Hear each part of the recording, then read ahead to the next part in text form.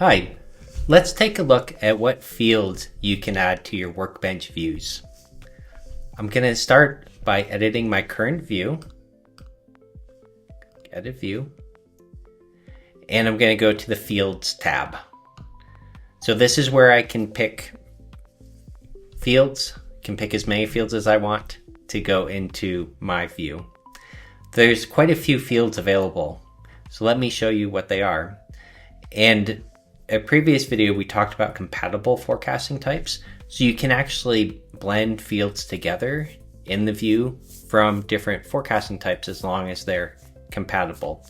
In this case, I have one forecast type called opportunity revenue and one called weighted amount. I also have formulas for these forecasting types too, which are in my available fields.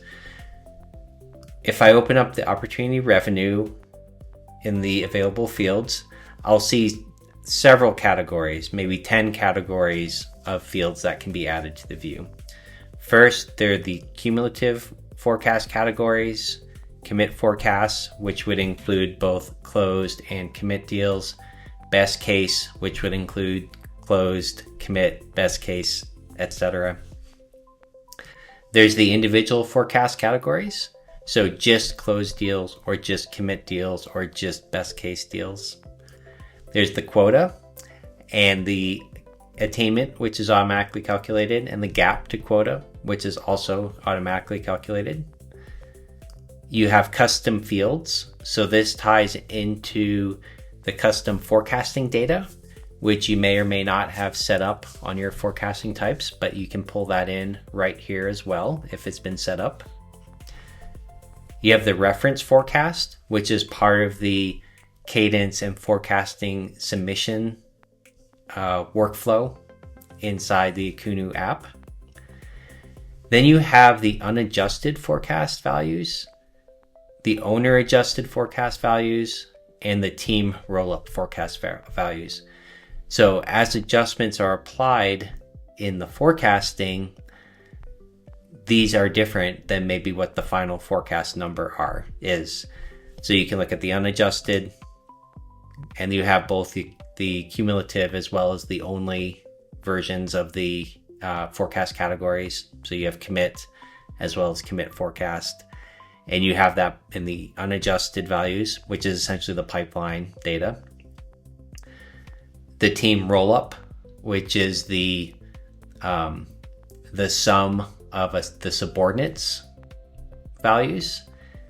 And then the owner adjusted, which is for, say, your subordinate Alex, what they submitted for their forecast.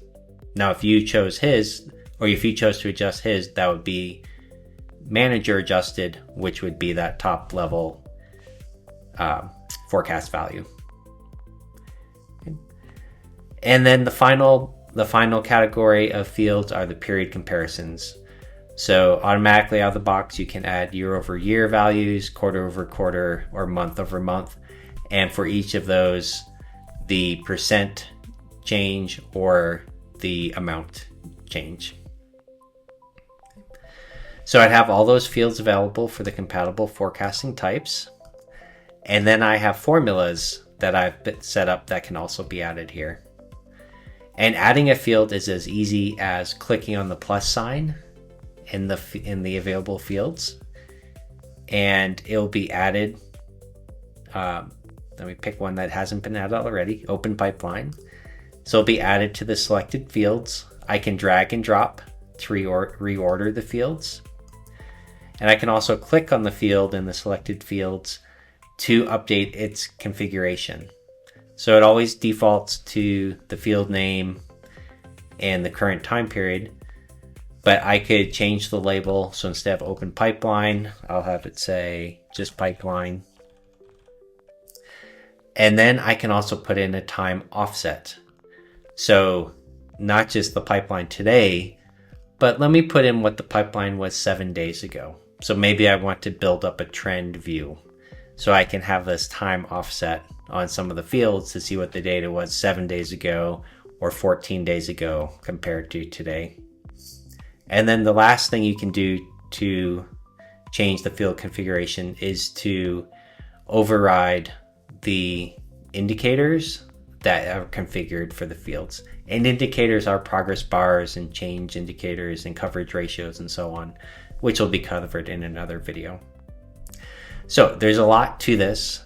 There's, I didn't even count how many individual fields there are in the 10 categories of fields that you can add to the view. You can select them, drag and drop them, and then tweak them in the view to suit your needs. I'll just save this view as is, and we'll see that that added pipeline field is there now in the view. So that's how easy it is to change the fields in a view, or to set up a view to suit whatever forecasting visibility you're looking for. Thank you for joining me.